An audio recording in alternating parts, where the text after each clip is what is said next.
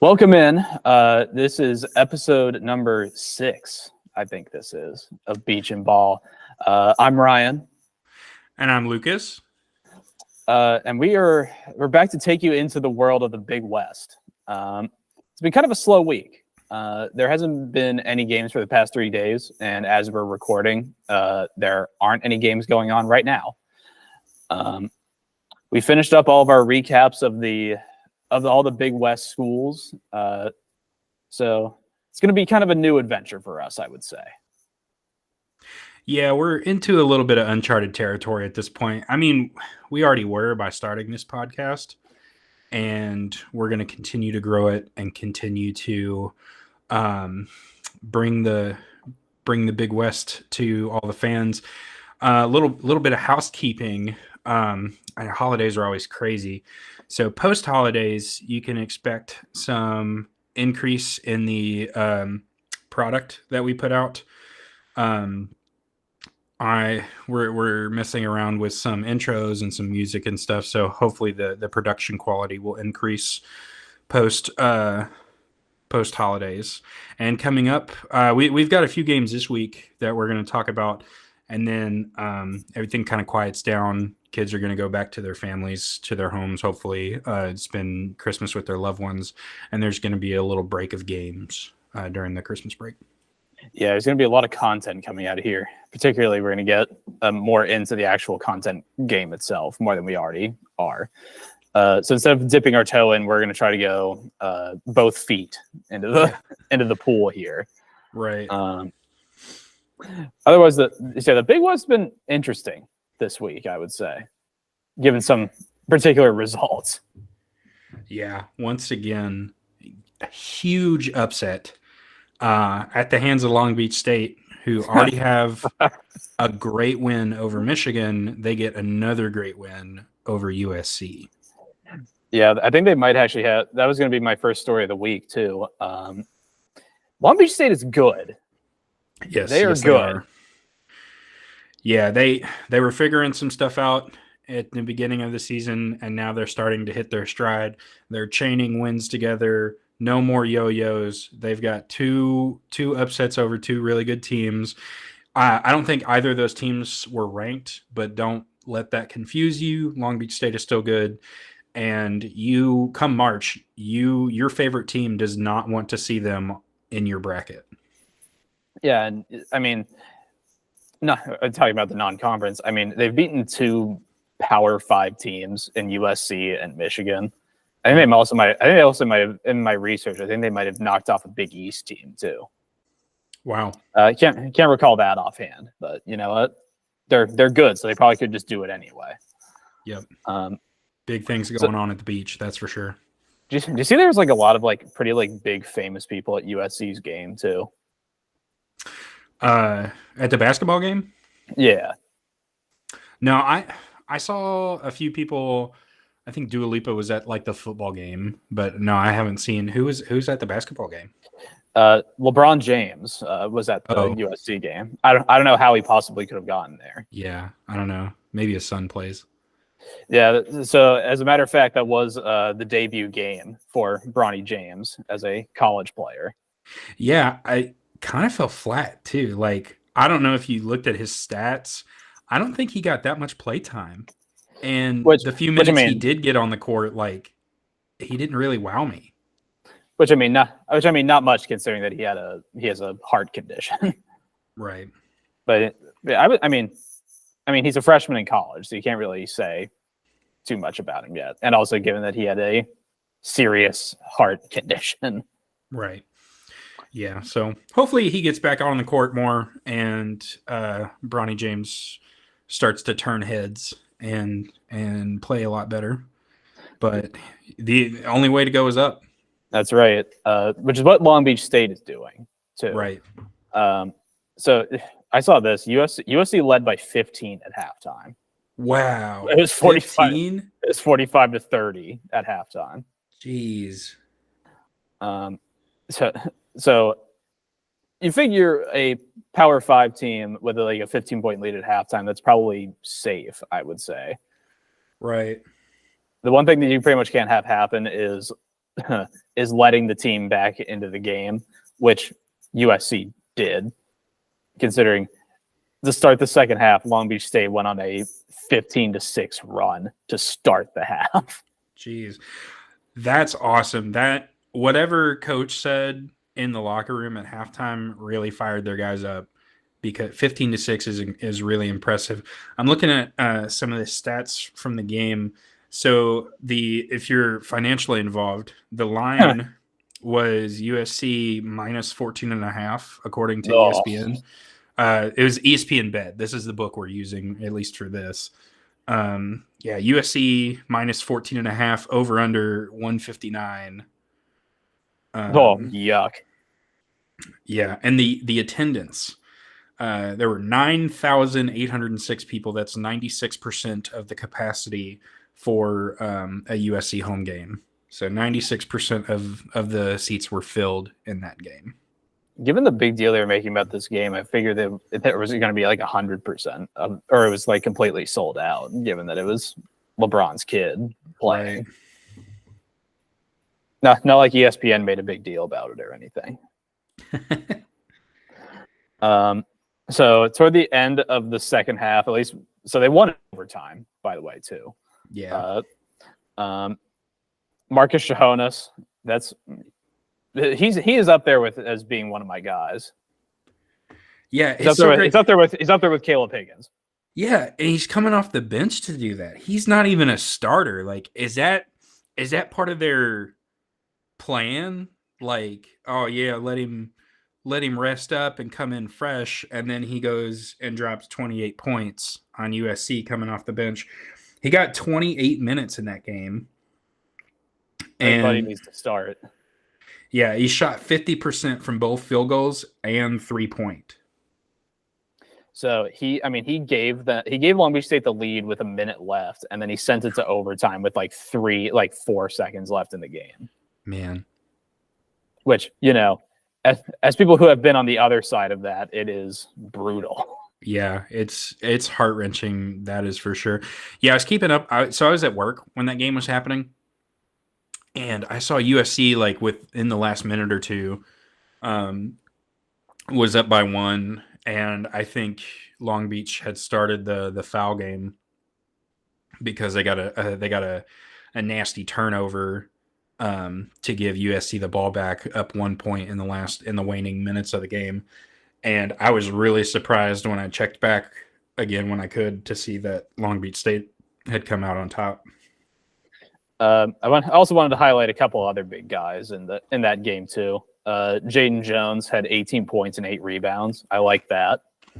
And also just one of the guys with just an awesome name, Abubakar Traore. Yeah, 8 and 8, 8 points, 8 rebounds. Solid night. Yeah, I took in a win over the Trojans. Yeah, that's good. I took one of these guys in my team of the week, and yeah, not surprised. I'll talk about him more later, but he had a really good game. There's a few areas he could improve on, but overall, I really liked what he put out onto the court. The team of the week, that's a tease in the industry. Yeah. One of those guys also is involved in my team, but we'll talk about that in a little bit. Sweet. Is there anything else you had on this before? I think we have a couple more games we're going to look at too.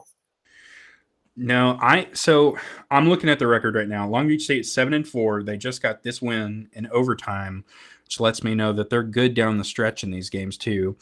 And that's the thing. We've seen a lot of just misses in the Big West where we could have been talking about a lot more upsets and a lot more big games won, and then they've just come up short by 1 point. So again, when you're in March and tournament time, those 1 point games, if they're getting 1 point games here in December, those are toss-ups. And if you're trying to sniff out an upset for your bracket challenge or something, I'm telling you, the Big West is a really good sniff for this. Because if they're getting these 1 point games here now in December, those could turn into something deadly come March. They also have the ability to knock off big teams, which is also something that you want to have in your bracket challenge, because especially don't be lazy and just pick chalk, because that's boring. and also Yeah. doesn't win you Yeah. anything. I was about to say you're going to get zero money pick and chalk because March is like throwing marbles down a staircase. Anything can happen. So keep an eye on Long Beach State because they're looking good. They're looking good right now. Yeah. When do we start asking if they're going to get ranked? I say now. I think we should start the campaign right now. Yeah, I at least get them some votes to be ranked because man, they're 7-4. They got a few bad losses, but they're starting to turn it around. They're streaking. They're putting a little win streak together, and you're right. They're good. I think they need a little number beside their name here soon. Okay, this is a side note because I was looking to just look at the rankings right now. Do you know what the score is in the Raiders Chargers game? Oh, I saw that I don't know what the score was, but I just read something on ESPN that was like, so the last week the Raiders put up 0 points against the Vikings, and then in the first half they scored was it like 24 points or something like that? They did. The current score as we record this is 63-14. Oh my god! Yuck! It might have been 42 points then in the first half, and I'm just switching that in my brain. But like 63 scoregami. Jeez. That's awful. I would hope that's a scoregami. As I look at teams that we could boot out of the top 25, I'll just say it: we're going to boot out the Nerds at Northwestern. They beat Purdue. Congrats. So did Fairleigh Dickinson. Right. Take them out. Sorry to Dan Katz if he's watching this. Wisconsin, take them out too. And what's the other team that's down there? Oh, Miami. I'm fine with getting rid of them too. Yeah, get Long Beach State up there. I don't think they even. I don't even know if they got any votes. Let's take a look at this. The Big West doesn't have any teams getting votes. We need to change that. We're gonna petition outside the AP's office. Yeah, Miami's getting blown out by 30 points to teams, and Long Beach State is giving it to them. So that's right. Start voting for them. So the second story I wanted to talk about too is we got a couple 100-point scoring basketball teams this week. Yes. UC Santa Barbara and Bakersfield both hung 100 on for the people out there. Jeez. Who did Bakersfield score 100 on? They played Whittier. I'm assuming that's how you say it. They beat them by let's see, what is this? Yeah, 48. 106-58. That was on Tuesday, December 5th. Yeah, it's a beating. Yeah, I believe. Let's see. Let's go back to November. No, okay, I'm wrong. Bakersfield had not. I thought Bakersfield had gotten into the 100-point club twice. They're only in there once, but that pushes the number of teams in the Big West that are in the 100-point club up to like 4 or 5 now, and we're in December. I like the sound of that too. I mean, you're doing what you're supposed to do, which is beating the teams that are worse than you, and that's what Bakersfield did. Is they just beat someone. So let's see. Oh yeah, my guy Caleb Higgins. If he wants to send merchandise, if he wants to send his NIL, if he somehow finds this, drop your NIL deal into the chat, and I will happily spend money finding your stuff. He's had 22 points, 5 rebounds, 7 steals, and 7 assists and 5 steals in their win. Nice. He's the best. He's the best player on the team. That's what some are saying. Especially this person is saying.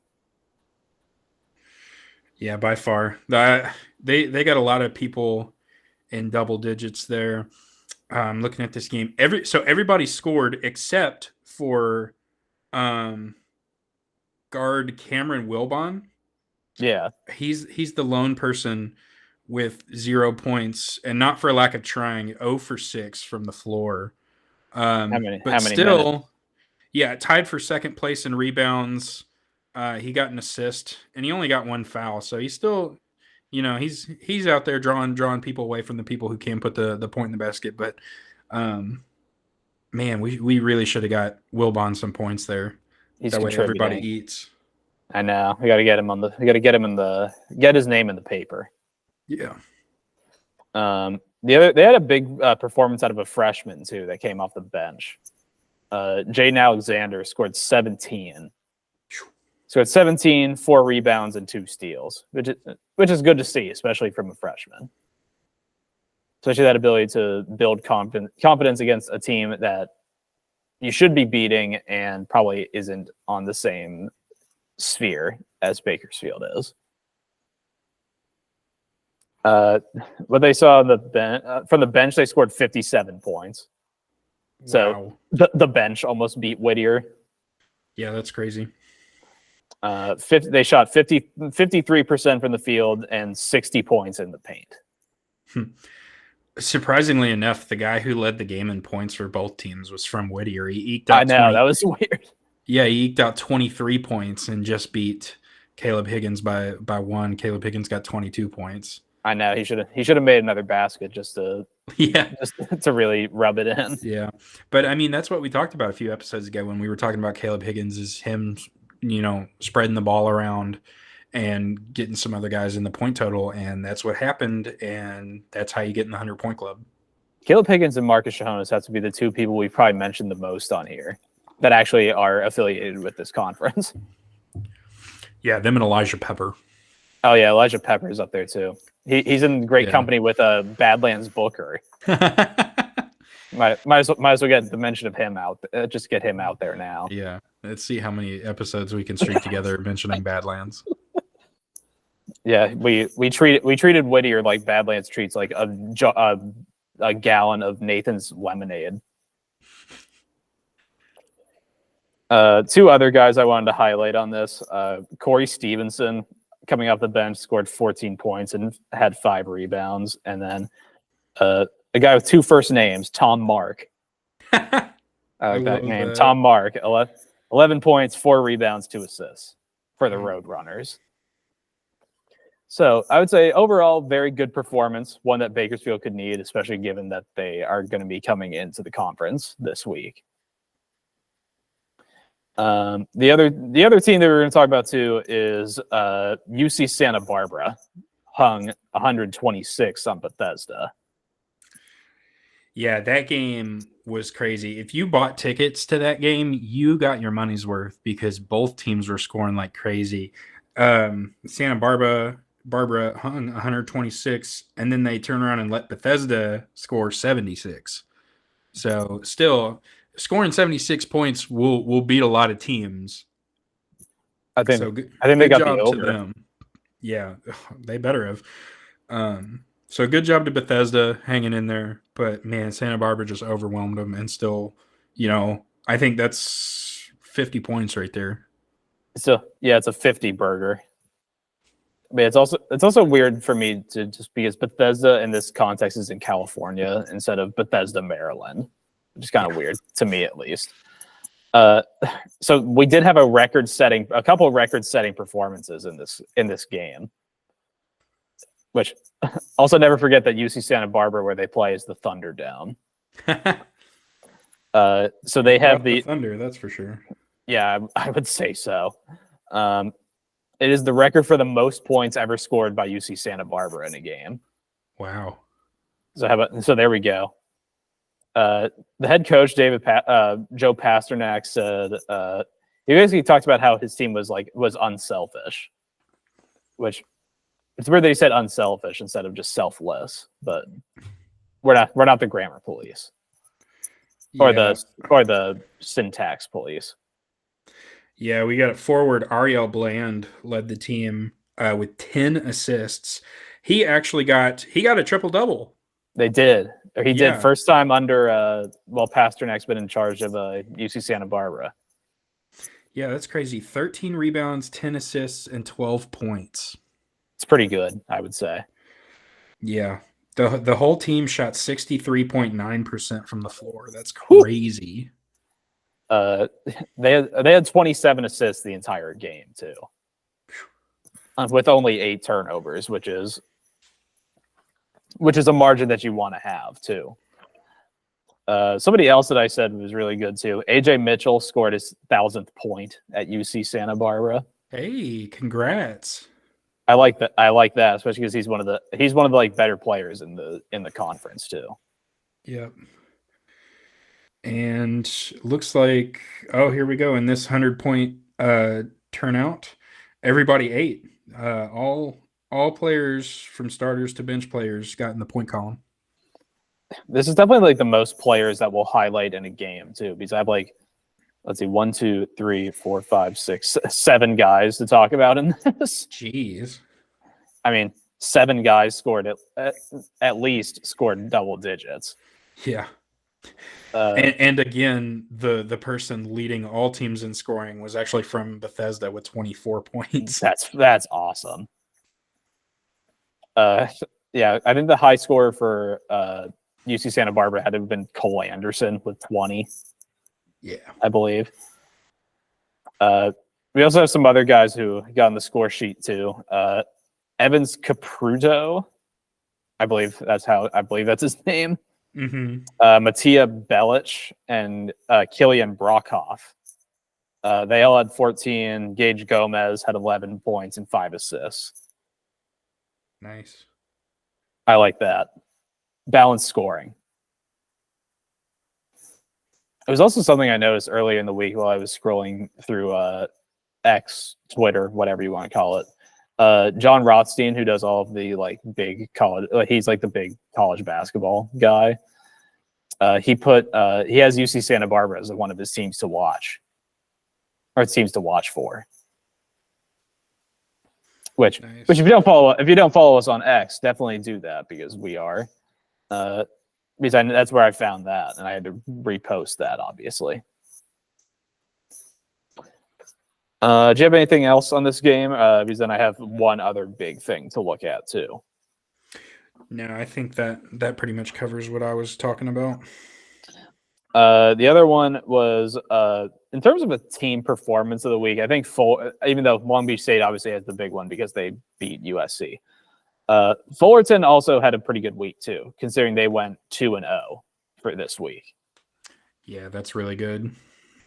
Fullerton beat Pepperdine 60-55, which also is a good thing because I think a lot of people are beating Pepperdine too. So might as well jump on that train while you still can. Right. Max Jones scored 20 points, 5 rebounds, 3 assists. DJ Bruton had 19 and 3, and then Baril Kabamba, great name, 10 points, 4 rebounds, which I like quite a bit. The second one is a little more significant for you because you picked them to win against Sacramento State. Yeah, I went 1-1 this week in picks. Both of the games ended by a margin of 2 points. I got Fullerton over Sac State 62-60, and then I ended up losing. UC Davis lost to Milwaukee, which I had them winning, so that's where my loss came from. But it's only 81-79. So again, just a 2-point loss there. We'll get to this later, but I'm hot because my last team has to. Our second UC Davis game has to happen. Also against Sacramento State, DJ Bruton again, 23 points, 5 rebounds. Jeez. Max Jones, 8 points, 3 rebounds, 3 assists, and Grayson Carper, 7 points and 5 rebounds. So Fullerton on the rise, Tusks up. That's okay. Also, objectively, that's also just one of my favorite of the hashtags that I have to put too is Tusks up. Tusks up, yeah. That's so great. It's not quite this. It's not quite together we saw it, but yeah. If we could figure out a hand signal for Tusks up, then they're going to be up there. That's for sure. I don't know. I don't know how to make this work. It's like horns. It's like the Texas horns. Yeah, I don't know. Maybe I don't like know how do you make it? How do you make an elephant head? I'm sure we could make like watch a video on like shadow puppets or something to learn how to make an elephant. It might take two hands to do, but I'm sure That's we true. can do it. It's team, but hey, you have two hands though. Hey, yep. Well, unless you there's a situation there. Oh no. I know. Shout out our listeners who have one hand or no hands even. Yeah. Thank you for listening, everybody, no matter who you are. Also, oh yeah, I forgot that Fullerton has their mascot because of that elephant race. Oh yeah. I wish they still did that. Like it might be kind of looked on poorly nowadays, but like in some form or fashion, I wish we could race elephants. I love to see PETA like throw the fake blood onto a frat boy who was like rooting on an elephant. Oh dude, that would like make his day. I think throwing fake blood on a frat boy who's drunk and cheering on an elephant race is only going to like throw them into a frenzy. Does PETA still throw the fake blood on people? I don't know. I haven't seen it in a while. One of my favorite things that they do is they go to like supermarkets and anywhere that sells like ground beef or steaks or something, they put these like little stickers on that says like, I'm the cow and my name's Stacy. Like, why would you eat me and stuff? And everyone's like, you gave the steak a name. Now I want to go find a steak with my name and eat that. I know. It's like the Coke when Coke was putting people's names on the bottles and cans. It makes me think of like PETA was like trying to do like what Australia did when they like put like the actual like health effects of like cigarettes on the package. But obviously that hasn't really worked out too well. Yeah, a lot of people disregarding the Surgeon General's warning. Oh no, brother. Do you have anything else on Fullerton? Otherwise, I have a standings update. No, we can talk about standings. Top three in the conference: Hawaii still 7-1. Nice. Cal State Northridge is up there too, 7-3. Wow. That's a tease, but they're in my team of the week too. They're involved there too. Yeah. Wow. That's okay. They've kind of been flying underneath my radar now because I've been focused too much on the other teams. I haven't seen them climb the ladder, and yet there they are sitting at number 2, and then Long Beach State number 3. Wow. I don't know if Northridge has had like as difficult of a schedule as some of the other ones, some of the other schools. That is. Yeah. Which I mean, hey, it's not their fault. They're beating who they're supposed to. Yeah. It's not their fault. The teams they're playing aren't good. Then the other one is Long Beach State at 7-4. Yeah. But then again, Cal State Northridge also has wins over Michigan and USC. Yeah. Yeah, the only bad loss Cal State Northridge has, they lost to Stanford by 9. And even then, that's no shame in losing. Yeah, losing pretty close. Man, how far have they fallen? I'm looking at this. UC Davis is 3-5. They started the year 3-0. They've lost 5 straight games. They've hit a rough patch here. Yeah, they ran into Oregon. They ran into Oregon State. They ran into Nevada. I was pulling them for them to knock off Milwaukee, though. Show the power of the Big West of the Horizon League. Yeah. And then Cal Poly still sitting technically at the bottom. They've got 3 wins as well, but 7 losses, so their win percentage is lower. But yeah, 3-7 for Cal Poly and 3-5 for UC Davis. I'd keep an eye on like a place like Santa Barbara and Irvine, because Irvine's going to be able to turn something around. Yeah. Speaking of schools that beat USC, considering that they did it like a month ago. Yeah, it's looking up. So out of the 11 schools, 7 of them are 500 or above. San Diego is sitting at 500 exactly, but that's really good. Seven out of 11 schools in the Big West do not have a losing record. So And UC Santa Barbara does have a couple games in hand too that they have to play. Which they only have 2 more like non-conference left. They have to play, I believe that's Loyola Marymount and Loyola Marymount and then Howard. oh wow. Howard from I believe Washington, DC. Making the nice trip out to Yeah. the beautiful trip out to Santa Barbara. Yeah, hopefully they're flying on a nice airline. Yeah, and avoiding the Washington Capitals and Wizards building their new arena. Yeah, I saw that. That's when I first read it, I got giddy because I thought that they were going to like a completely different place, and lo and behold, they're just moving from downtown DC to Northern Virginia. So it's like it's not even that far. It's just they're moving into Virginia, but it's supposed to be a new like entertainment complex. Yeah, I they're don't building know like exactly office how space far it there, is. too. Yeah. And then DC countered with an offer to keep them in downtown, but I don't think it was enough to make the owner stay. Also, imagine being the owner of 2 sports teams in 2 different leagues. Like that's crazy. And they both stink. Yeah. Like the Wizards haven't like been competitive like since like Wes Unseld was on the team. Yeah, I'm sad John Wall couldn't do anything really for them. Oh, we support mental health too, but he also is getting paid like 30. He got paid like $60 million to not play. Right.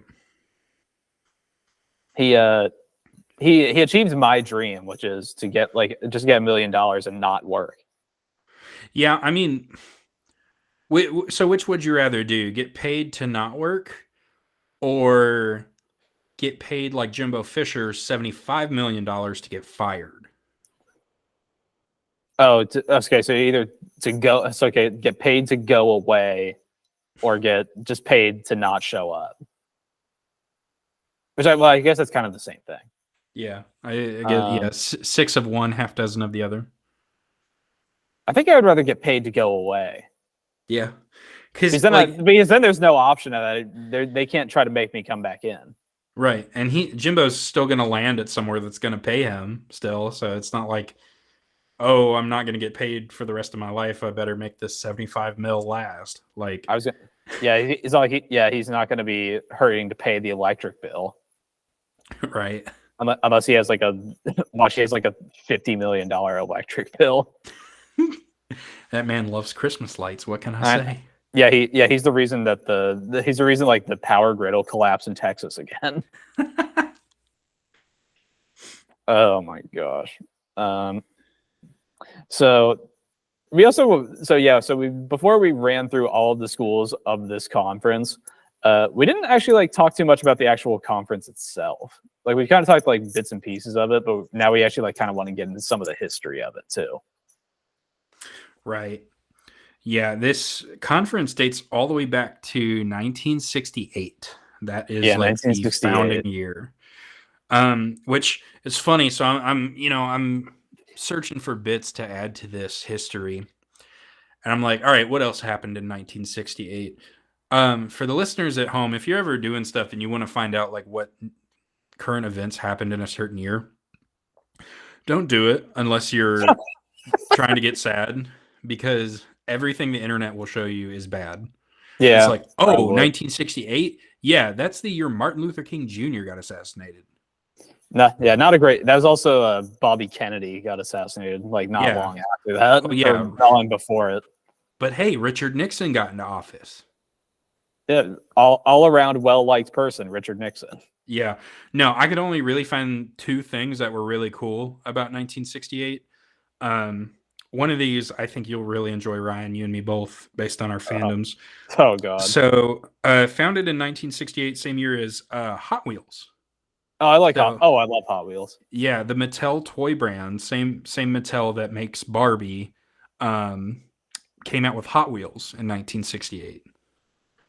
I think I still have Hot Wheels in my parents' house Oh yeah, I love somewhere. Hot Wheels. Um, and also Manchester United won the European Cup final, and they were the first English team to do so. Yeah, I know. Now they stink. Yeah, now they're bad. Yeah, now they got knocked out of the Champions League. But yeah, that I like both of those actually, which is kind of.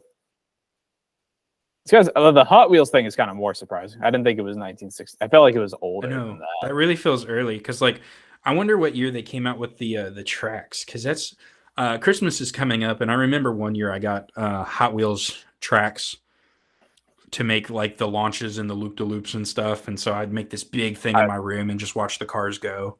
I was about to ask if you had the tracks too, because the track was awesome. Oh yeah, and there's this one I really like sharks, and there's this one with the shark, and the car would like jump through the shark's mouth, and every so often, and the shark would chomp down, and every so often it would catch the car, but sometimes the car would make it through, and it would be like a really cool cinematic moment in my head. I'm just thinking, have you seen the TikToks of the sad shark facts? No. It's like a big thing with that like sports teams do now. It's like the sad shark fact. It was like the shark hasn't seen like the Pirates play in like like 5 days or something like that. That's hilarious. By the way, also if you didn't know, Richard Nixon from California too originally. All right. Yeah, Nick. I guess disavow Richard Nixon. Yeah, I think the two coolest things I can say about Richard Nixon is I really want that poster. I don't know where it came from. I forget what movie it's in. It might be in The Big Lebowski. It's the one of him bowling. Oh, the picture of him bowling is one of my favorite pictures ever.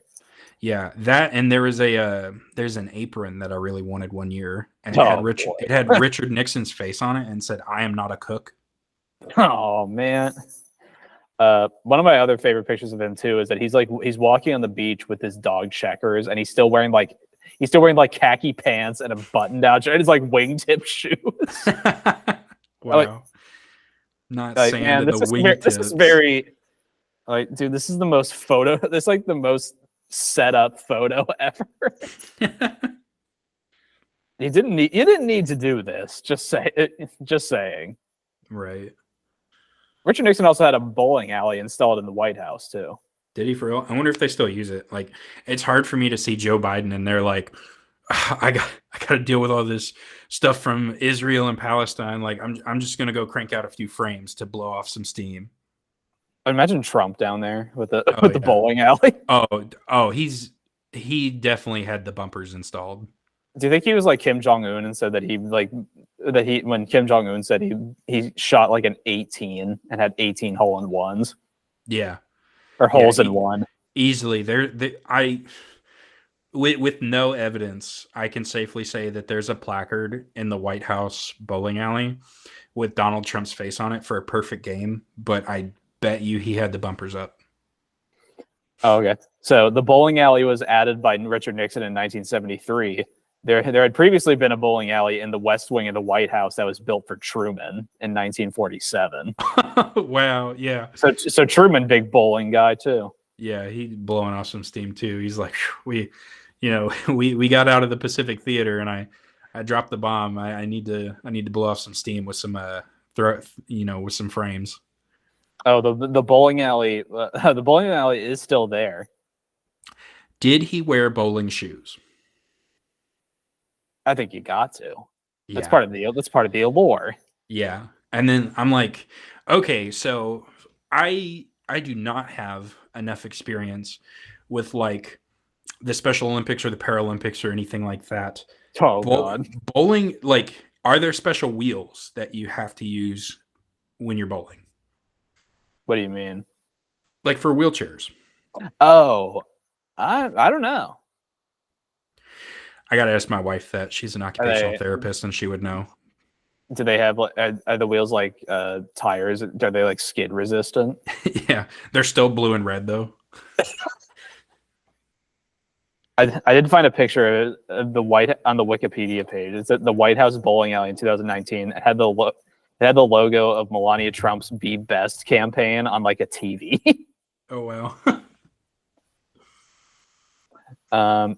So the Big West, like, so their headquarters is in Irvine, California, home of UC Irvine Yeah. and many other things. The commissioner is Dan Butterly. Great name. Also very bald. Yeah, I think one of my pipe dreams right now for this podcast is one day we can get guests, and one of the first guests I want is Dan Butterly. We worship at the feet of Dan Butterly. Yes. I want to ask him all the questions. I want to know what he loves about the Big West. I want to know like some secret stuff, like if he could expand. Conferences are expanding all the time, especially in football. We're seeing Texas and Oklahoma join the SEC next year, and I want to know what Dan Butterly's dream get is for the Big West. I would kind of want to know that too, actually. Yeah. Dan Butterly took over in 2020 on the, it appears to be one of the birthdays of the conference, because it was July 1st, 2020. Nice. So he's the one. He got the Big West on ESPN Plus. Yeah, I saw that. They went from like having just a few games televised a year to over 1,000. Yeah, like, so you know how much more money that they made? 6 times more money this year when they moved it to ESPN Plus. Wow. Which is nuts to think about how much of a difference that makes. The other big thing is that he negotiated to get the Big West championship game moved to Las Vegas. Yeah, it was in Las Vegas, and then it was in Henderson, Nevada. Which, if you don't know, the arena that they actually played in is the Dollar Loan Arena, which is basically an entirely brand new arena that was built in Henderson, Nevada. Nice. Let's see. Before he was commissioner of the Big West, he was also the associate commissioner of the Mountain West. Okay. And then he was assistant commissioner to the Missouri Valley Conference. Missouri. Okay, no, that's not the same one. I was thinking of the Ohio Valley Conference. Shout out the Ohio Valley. Right. That has Murray State in it, I believe. And EKU. Oh, that's right. Wasn't Wichita State in the Missouri Valley? Maybe. What are they in now? I think they're in the American. That would fit. The least American. Okay, I found the. Let me find them again. The Missouri Valley Conference. There it is. So we have Drake, Indiana State, Belmont, Illinois State, Evansville, Missouri State. Oh, I was wrong. Murray State is in the Missouri. I thought they were in the Ohio. Southern Illinois, UIC, Bradley, Valparaiso, and UNI. That's the Missouri Valley. That's not a bad lineup. So he, if you probably couldn't get a good idea, Dan Butterly's a great marketer. He also he rebranded the Missouri Valley Conference too. So you know how on the courts of like Missouri Valley games it says the Valley on it. Mm-hmm. That was his idea. Really? Or at least he was the manager of that idea. That's crazy. So I know the Phoenix Suns do that for like their jerseys. I wonder if he got that idea from them or if Phoenix kind of stole that from Missouri Valley. We're a Dan Butterly podcast, so yeah. Phoenix stole it from him. Yeah, easy. Genius. He's a genius. I think all the conferences, if they just added like the in front of their name, and then whatever like the second part of their name is, that'd be kind of fun. Mm-hmm. The Big West just becomes the West, or the Big. The Big. I mean, how can you argue? How can you argue with the big? Yeah. I think they'd lose that one to the Big 10 or the Big 12 first. But yeah, no. I would love Not if we that. take it first. Not if I mean we already beat Michigan for it, so get big. Get big. So the Big West has, I guess, has two slogans that they kind of work with, which I've discovered. One they have is only the bold. Not too Okay. bad. This one I kind of like a little bit more, where the Aloha spirit meets California cool. That is neat. I like that one. Hardcore. Only the bold sounds too like military recruiter of them. Yeah, it feels like the military recruiter comes to your school. Yeah, it's like it's very reminiscent of like the few, the proud, the Marines. The few, the proud, the Big West. The West, the Big West. Not the big, the West. Oh my god. So when they were originally formed, they were the Pacific Coast Athletic Conference. I still can't get over where the Aloha spirit meets California cool. Heck yeah. There's got to be a lot of Hawaiian spirit because there's only one school in Hawaii and then like 10 schools from California. Yeah, very, very unevenly matched, but that's okay because I think Hawaii clears in the destination favorability. Yeah, I would probably agree with that. No slight to California, but Hawaii is unique. Right. The 5 original charter members of the conference: Fresno State, San Jose State, UC Santa Barbara, San Diego State, and Long Beach State. Nice. Obviously, 2 of them are still there. The tradition of the Big West lies in Ole and the beach. Yep. Ole and LB. Wait, so we bow at the feet of Ole now. Actually, we already did, to be fair. Yeah. We're gonna need a Mount Rushmore here in a moment. Dan Butterly's up there. Ole's up there. Yeah. Is Dan Butterly George Washington? Probably. We got And then is Ole Teddy Roosevelt because of the mustache? yeah. Is Elijah Peppers up there, but not his face, just his arms? Yeah, it's okay. So we have Butterly's head on Elijah Pepper's body with Ole's mustache. Yeah. Yeah. So this is a very troubling looking person. Yeah, that's a mascot I don't want people to create. However, if you're listening, If somebody does want to make and you want to make fan art, this is your chance. I am all for that fan art, actually. Yes, please. We will scream your name to the heavens if you make fan art of this.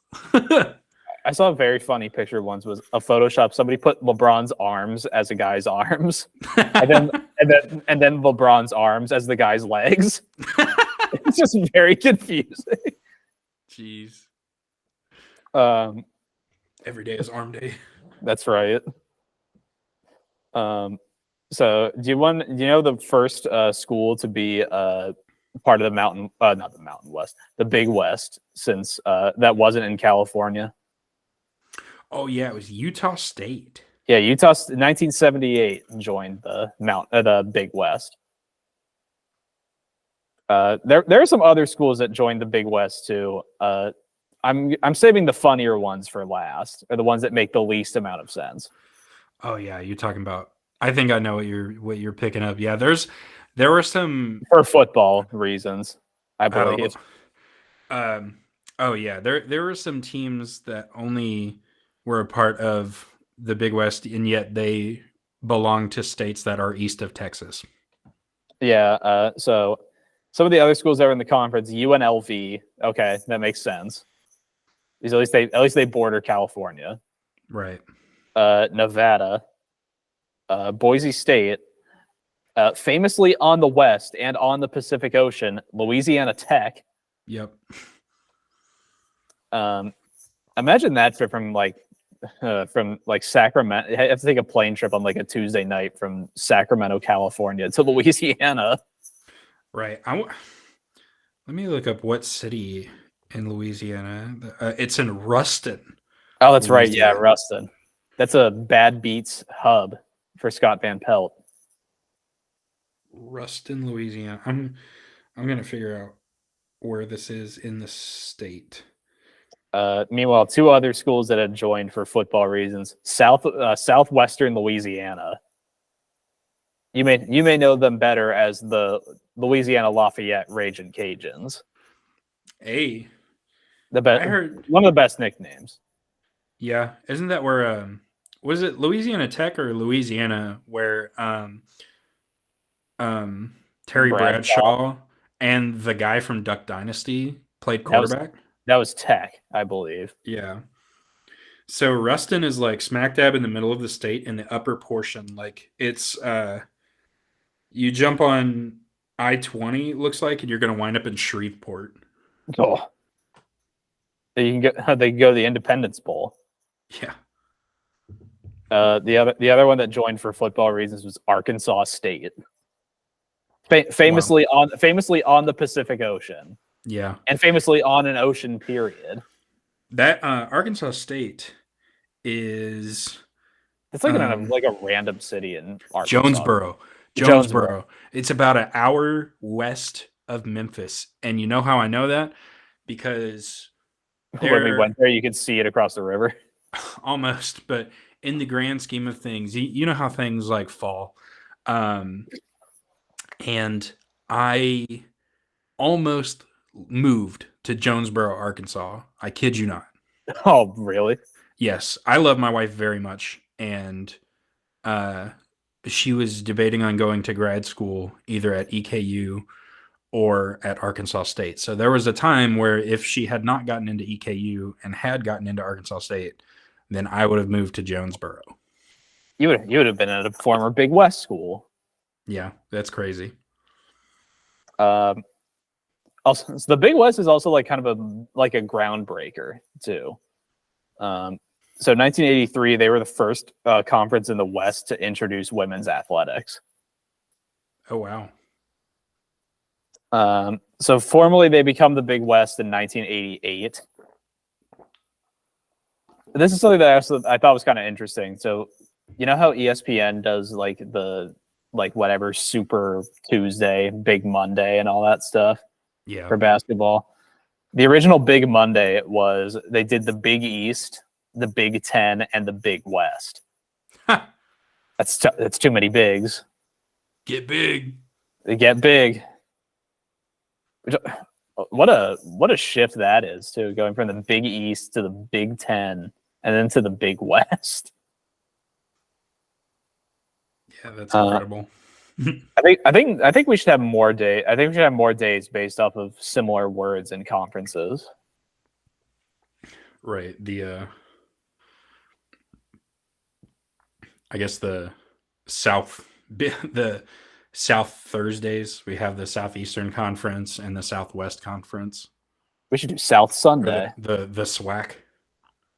I think we should do South Sundays. We have the SEC, the Southern, the Southland, and the SWAC, and the Sun Belt, and the Sun Belt, just for fun. Yeah. Hear me out. We also have you could have instead of Big Monday, you could have Mid Monday. You have the MAC, the Mid American Conference, and then the Mid Eastern Conference, the MEAC. Yep. And then the University of Louisville. Yes, they're only playing. They're playing on Flow Sports or whatever that is. Yeah, very mid. The most mid. Let's see. Where are some other things I had there? So I had the Big West has 19 scholarships, 19 sports that they sponsor.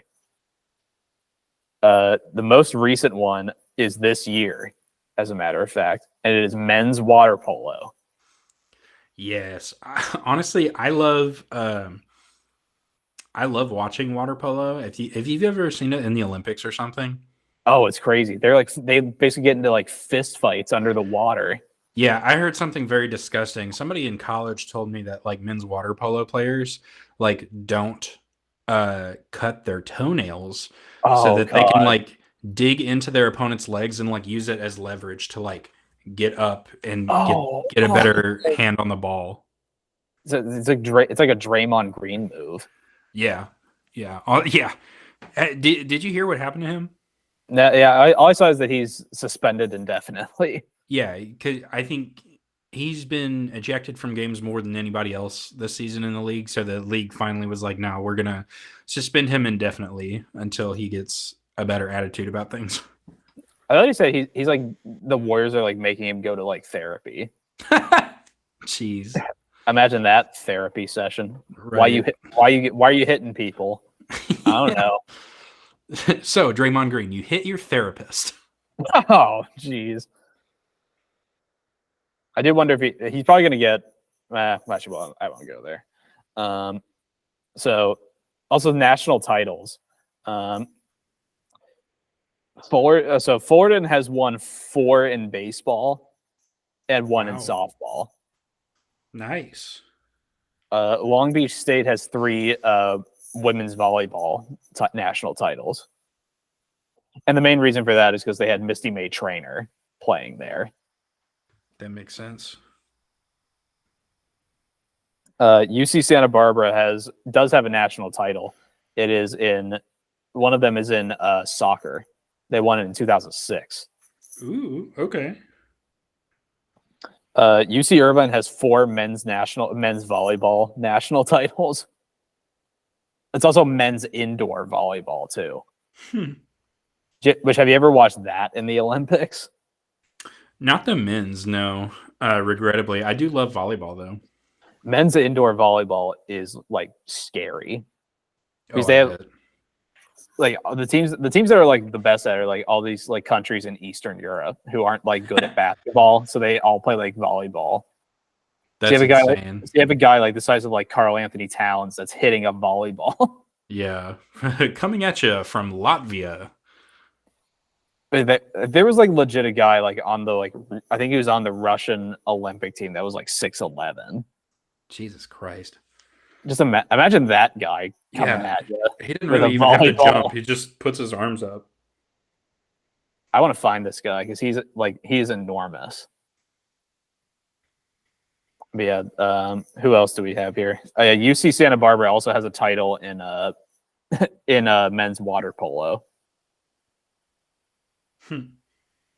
Oh yeah, I found this guy. Artem Volvich is 6'11". Jeez. And he's not the only one too. They also have a guy on their team that's 6'10". Is he like a current player or when did he play? Yeah, this is current squad Oh, who wow. played in the 2020 Olympics. I wonder if the Soviets had a men's indoor volleyball team. Did you ever see the if Yugoslavia never broke up, like what their like Olympic team would look like? No, that's crazy. Because they'd have like Luka Doncic, Nikola Jokic, a bunch of other guys that are like all the guys who have itch basically as their last name. Yeah, wow. It's like Bogdanovich, all that kind of stuff. They'd all play for the same team because they'd all be technically the same country. Yeah, who's the center or the striker from Modric? Would he be in there too? Yeah. Croatia. Croatia. Okay, never mind. I don't know Croatia. I don't think Croatia was ever part of Yugoslavia. I don't know that. I'm mixing up my countries now. Also, definitely not Yugoslavian Ibrahimovic. He's a Swede. Oh yeah. So let's see. So they were the Big West is also the first Division I all sports conference. So meaning that they have men's and women's sports. They were the first one to sponsor in Division I to sponsor men's volleyball. The other conference was like a D2 one. And then to tie it all back to basketball, as we have to on this show, the Big West also sponsors is the host of the SoCal Challenge. Yeah. That started in 2021. It's weird. Okay, so I noticed that it's weird that they're considered the host of it, but they only have one team involved a year. Yeah, I mean, do they spread it around? Does like each team get a Yeah, bid to the SoCal Challenge? it's been 3 different teams each time. Yeah, I saw. So Cal Poly was in 2021, Cal State Northridge in 2022, And then Bakersfield, and then Bakersfield. which I love. I love the. Do you see what the 2 divisions are called? Oh yeah, wouldn't it like Sun and Sand or something like that? Sand and Surf. Sand and Surf. Yep. That's the most SoCal thing that they possibly could have named it too. Yep. I don't even know what else you could name it. It'd be like the Sand Division. Hang Loose, and I don't even know what else you could use. Yeah. What is? Oh man. I don't know, surfboards and sun and tan lines and boogie boards. And boogie boards. I tried a boogie board before. I would like fall like flat on my face. Yeah. I would not try the skimboarding or whatever it is you do on the beach. But like, I've seen that. That yeah. I don't even know. I would. That looks dangerous. You gotta wait till like the sand gets really wet and then throw the board down. Yeah, that one I'm like convinced I would just break every bone in my body. Oh yeah. I just disintegrate. I forget who it was. There was one of the teams. I think it might have been Bakersfield. Bakersfield either came in 3rd or they were the runner-up. I think they were the runner-up one year. Yeah, they were, because they lost to Tarleton State. Oh no. Tarleton State, based on its name, it sounds like it should be like somewhere in Texas. Is it? Yeah, Tarleton State. I thought it was in Utah. Let me double check, but I'm fairly positive that it is in Texas. Yeah, Stephenville, Texas. Yep. Oh, there's some other school that's in Utah that sounds like it should be in Texas. I'll have to find it, but it's quite a name. Do you have anything else on the Big West history itself? So it kind of encapsulates it. Yeah, no, I think so they used to have football. They did. And they quit doing that in the year 2000. So that's sad. Yeah, Y2K really scared that out of them. Oh no. But 3 teams still do play football. They just do it in different conferences. Hawaii plays football. Obviously, they are in the Mountain West. Yeah. Cal Poly is in the Big Sky, and UC Davis is also in Big Sky, I believe. I think one of those schools is either Cal Poly or maybe it was UC Davis was featured on Bad Beats once. Oh wow. Or something absolutely horrendous that happened during gambling. Which it's diabolical is what it is. Yeah, that's for sure. That's like a did I tell you about we talked about it on a different day but not on a recording about the Army Navy game and how Army took the intentional safety to hit the over if you were 27.5. That's disgusting. Yeah. Last play. They ended up scoring 28 points. So if you bet under 27.5, you were treated to a last play of the game intentional safety from Army. Hey kids, guess who's not getting Christmas presents this year? Why not, Dad? Yeah, you can thank the troops. Yeah, you can thank the troops. I'm not gonna. They're just kids, so I can't be mad at them. But you know what? Dad's gonna be mad right now. Oh my gosh. So with that said, do we want to get to our, I guess, new-ish segment? Yeah, team of the week. Yeah, we've each picked 5 guys, and we are going to determine the team of or at least our own personal team of the week. At least from what it sounds like, we're going to have some overlap. Yeah. Do you want to go first, or do you want me to? I think we should go back and forth. Okay. First guy I have as my guard. He also was named by the conference as Player of the Week, Marcus Shahonas. Yeah, I don't know how you could build a team of the week without him. I had him there, and I also put Slash. I was like, if Ryan takes him, I might talk about this other guy. But Marcus Shahonas, he just put up some of the greatest numbers this week. So you can't really have a team of the week without him in it. Yeah, it's hard to argue against it. He's averages about 20 points, and he averaged about 20 points this week. 2 rebounds, 2.5 assists. I would say that's a pretty good.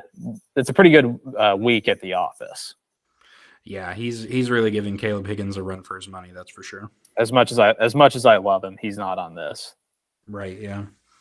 I don't think I had him on there either. But it's okay. I still love you, Caleb Higgins. The guard also from Long Beach that I wanted to talk about, who had a really good game against Michigan or USC, AJ George. Oh, okay, that's off the board. Yeah, he had really. He didn't lead in points or anything, but he had really good efficiency across the board. Basically, I didn't try to look at guys who just had the most points. I tried to look at shooting efficiency too, like who's just sitting out there throwing up the ball and not hitting their shots, because anybody can throw up 100 shots and some of them will go in, but which guys out there are very selective about their shooting and getting good numbers out of that, and then plus who's on the board and the rebounds and the assists. And I think AJ George had a really good efficiency in his shooting, even though he didn't lead in points. He wasn't just throwing up prayers. That's actually a pretty good approach to things, because I mean, you're going for a good long-term play too. Yeah. By doing the efficiency. My second guy is from Fullerton. We mentioned him earlier, but DJ Bruton. I brought him in as my second man of the week. 21 points a game and 4 rebounds. Performing pretty well, especially in their big wins over Pepperdine and Sacramento State. That's just the kind of performance I like to see out of a man who's making a difference for his team.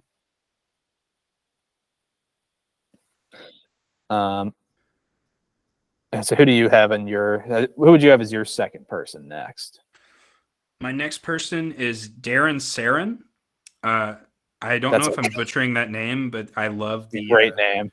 Yeah, I love the rhyme. He's from UC Irvine. So I was looking at his game. So they lost by 1 point to San Diego State. That's another one of those really close calls that I was talking about earlier. They gave it their all, and they ended up only dropping the game by 1 point. So I'm not mad. Sarin was second in rebounds on the team, and he had the best shooting percentage. That's pretty good. Anybody else. So yeah, he gets up there. I think I don't have his exact stats pulled up yet or just now, but he really impressed me on the UC Irvine side. I like the sound of that. My third guy, as I run down, I believe he was a forward, is from the apparently second place Cal State Northridge, Keontae Jones. He had 19 points a game, 7.5 assists, 7.5 rebounds, 5 assists. Overall, a pretty good performance. He's kind of an undersized forward. I think that he's like 6'6" or something like that. Mm-hmm. But he definitely plays on the more aggressive side too, which is what I like to see out of forwards. There'll be definitely a trend with my team, considering that we're going to be playing a lot of small ball. We'll say that. I feel that. For my last guard, I'm going to Hawaii. I'm going to take Dominic Winbush. Oh, okay. Yeah, so he led in the game against the another Hawaii school. Um, he led the team in minutes played. He just over 50% shooting from the floor, 50% shooting from three. He was one for two, and he actually tied for second in rebounds. He had the most assists and only one foul, and he led in points. So actually, no, that's oh wow, I was really looking at the wrong team. That's the Pacific Sea Warriors. Wow. Okay, That's an that's what awesome that's. name. I know that's what I get for not fact checking myself. Okay, well Dominic Wimbush, great guy, plays for the wrong Hawaii. Um, yeah, where did I? Okay, let's stay in Hawaii for the same reasons. Okay, yeah, this guy also led the team in minutes.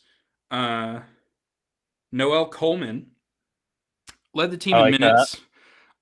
Just over 50% shooting from the floor and just under 50% shooting from three, leading the team. Or he was second in points. Another guy had 15. He had 14. So really good showing from Noel Coleman. He is a senior, and he is from Belgium. Wow. There's a belt. Oh, that's right. I did. I remember looking at that when I was doing some of the research on this team, or on that team. Yeah, so this other Hawaii school, which also got me, their mascot is also a brand of warriors, but instead of the Rainbow Warriors, it is the Pacific Sea Warriors. That's still pretty sweet. Yeah. Also, I was looking at this. You remember one of the things that they were naming of the Hawaii basketball team was the Brotherhood, Yo, I love that. which I want is so bad. I might want that. I might want that on a shirt actually. Yeah, that's hilarious. Um, my fourth man on my list is Fidelis Okereke from Bakersfield. Okay. Mainly, he is also a big guy. I needed some size on my team, so he's not really that big height wise. He is weight wise. He's 6'7", but he weighs 260 pounds. Wow. Or 260 pounds, but he is built. And he uses that size to advantage because he had 13 points and 13 and a half points and 6 rebounds in 2 games. So, I mean, for a big guy, and you're going to use your size and your power, you got to do it that way. So I like that out of Fidelis Okereke. Yeah, that's a really good pick. For my first forward, I had Francis Nwakori Okay. from UC San Diego. Oh, okay. I remember talking about him. Yeah, he led the in their game against which game is this? Pepperdine. So they were one of the few Big West teams to drop a game to Pepperdine. But he led the team in points and rebounds. I think points or money. Actually, no. So he had 16 points. There was a guy who showed up with 17. So he was second in points, led the team in rebounds. He had 7 rebounds. A lot of the starters in that game, though, were really good at rebounding. He had 7. There was a guy with 6, 2 guys with 5. Oh, jeez. Yeah, and he threw an assist in there. So I once like again, hanging around 50% shooting from the floor and 2 for 5 from the 3-point line. So he's a forward, but he's also he was tied for first in 3 points in that game too. There was another guy who was 2 for 8, and Francis was 2 for 5. I like that. Last person I had, he's a guard, which also I kind of like that all my guys are from different schools. Yeah. I have Isaiah Moses from Riverside. Okay. Isaiah Moses, guard, he had 17 points. 17 points in the 2 games that he had this week, which also I tried to find guys who had played it in at least more than 1 game. There were some guys who I also considered, like I considered Ariel Bland just for his triple-double, but Yeah.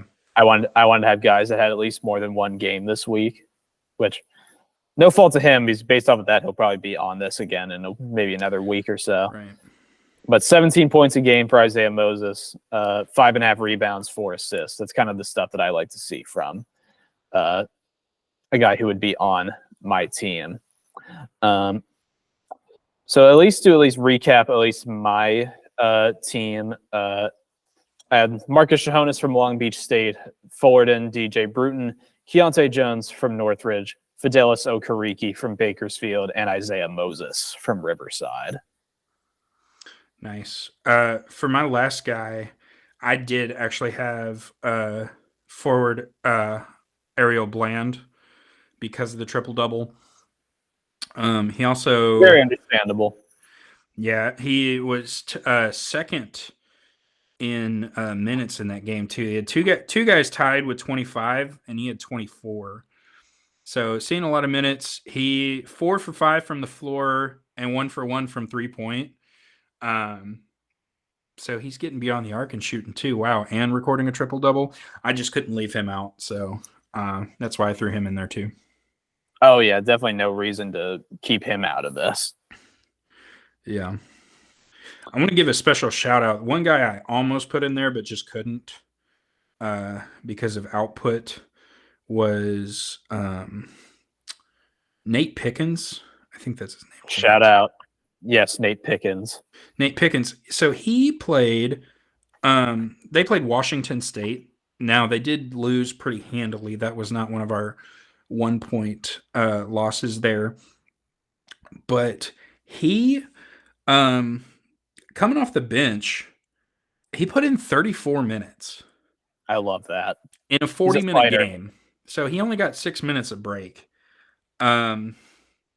Did not do well from the floor. He's 1 for 5 from the floor and 0 for 1 from three-point.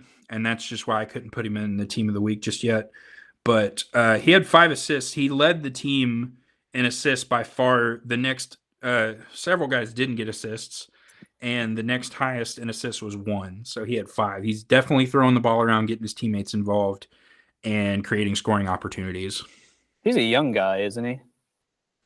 Let's see. I think he's a sophomore. I thought he was young. Yeah, he's a sophomore. Oh, there we go. And he plays for Riverside. Riverside, yep. And at least for him, shout out the socials too. Yeah.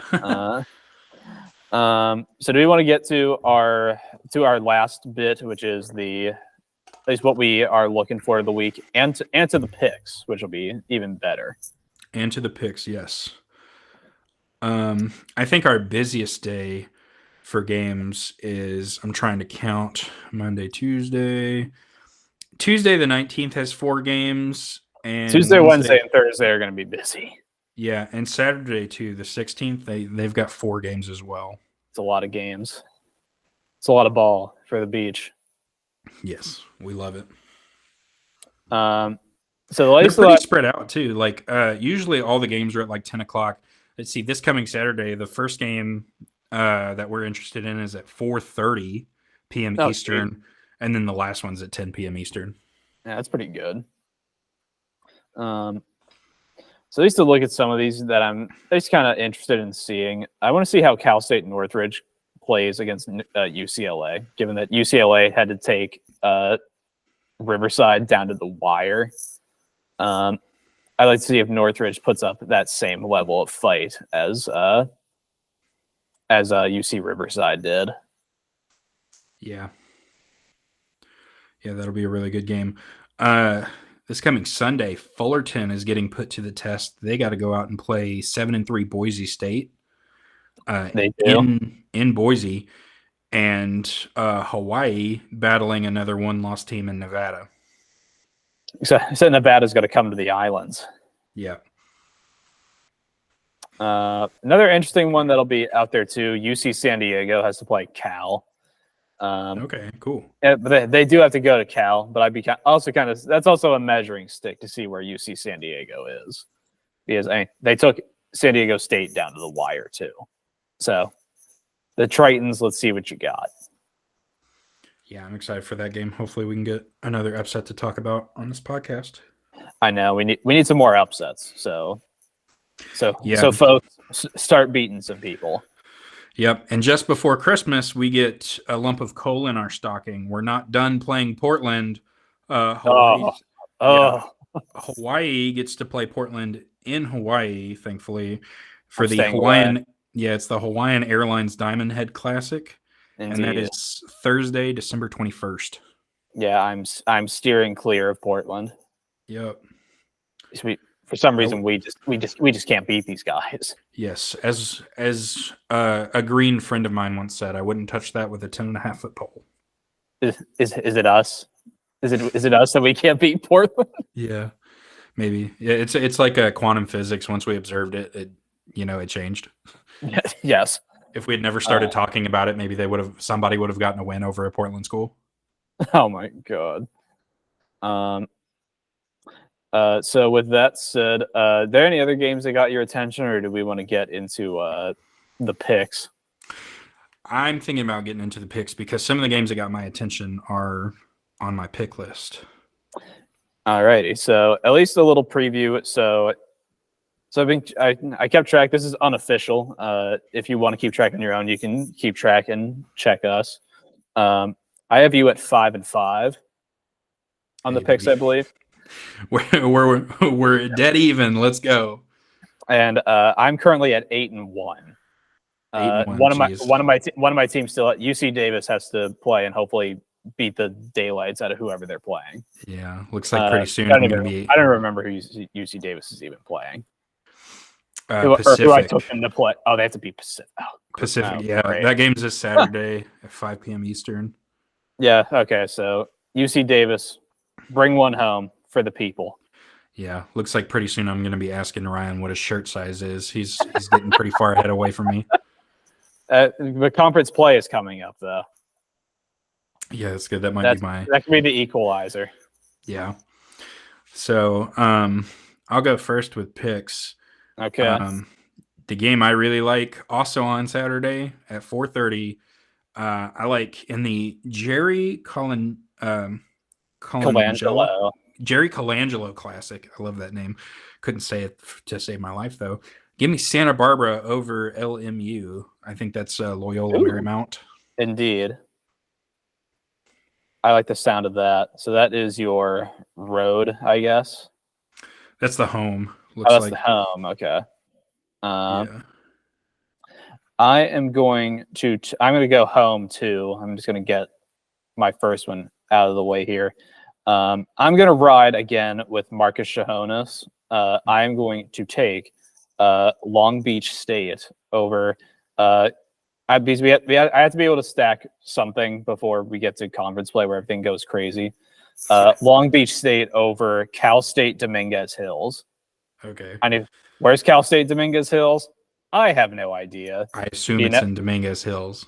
And I would also assume it's in California State, I would think. Yeah. But I gotta stack W somehow because there's chaos in the you gotta win money. You gotta get hot before you can start playing. True. That's truly been my downfall is that I've kind of stayed away from like the Whittier's and Bethesda's games and tried to go for larger prey. If we had a gambling sponsor, we could actually get the lines on these. If there's even betting lines on some of these. Right. Yeah. So my last game, a little bit more of a low hanging fruit, but we'll take it. You got to get wins where you can. Yeah, this one is an away game. It is UC San Diego over Sacramento State. Ooh, all right. So if you're looking this, there's a high chance I go 1-1 on this again. I think UC San Diego's got a pretty good shot against Sac State. I think the game I'm going to drop is going to be the Santa Barbara over LMU, but I'm going to be pulling for the Gauchos no matter what. Get me to 2-2 or 2-0. That's a pretty good pick, I would say. I am going to go one. I might as well go for a little bit of big game, especially because I have to pick a road game, and it's basically only big dogs left. Yeah. So you know what? I am going to take UC Irvine to take down the Lobos of New Mexico. Okay. So UC Irvine, I think, is very good, even though their record kind of says that they may not be as good. But they're going to show their mettle here. and show why they at least are considered the class of the conference. I like that. I like that. Honestly, that kind of blindsided me. I didn't know you'd take them over New Mexico. For a moment, I thought you were going to take Fullerton over Boise State, but I think you got a good pick. That was a second one. I do think UC Irvine is better though. Yeah. At least better value. And whatever that line is, you probably can find it out there. Right. So, yeah, I guess honorable mention. If you're looking to sniff out an upset, take a closer look at Fullerton over Boise State. They've been doing good.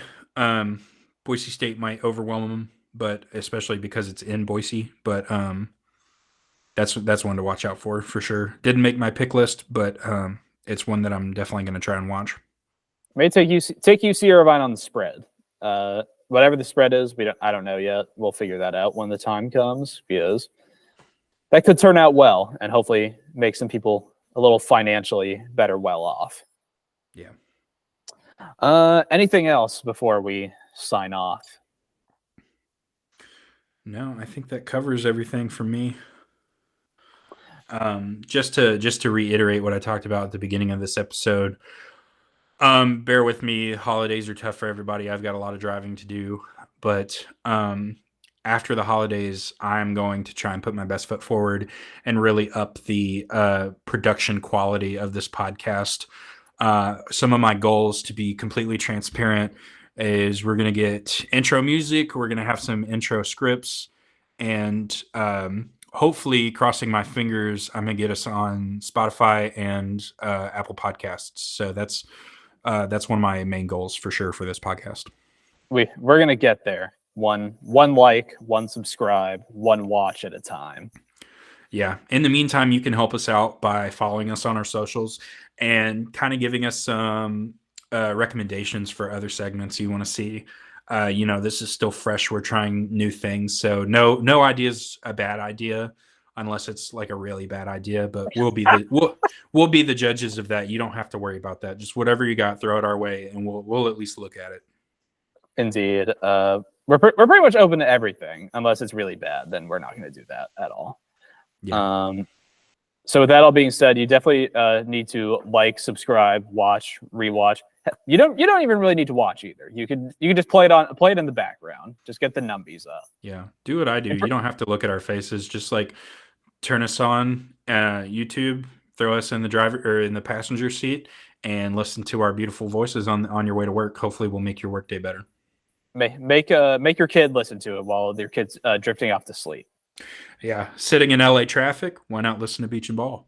That's right. You can dream about the beach or the ball, one of the two, or both at the same time. So like, subscribe. The links for all the socials will be in the description of this video, we should say. Yes. So with all that being said, I am Ryan. And I'm Lucas. So hopefully you all can go out there, especially as we approach the chillier time of the calendar. For the last few weeks of 2023, go enjoy the beach and go enjoy the ball.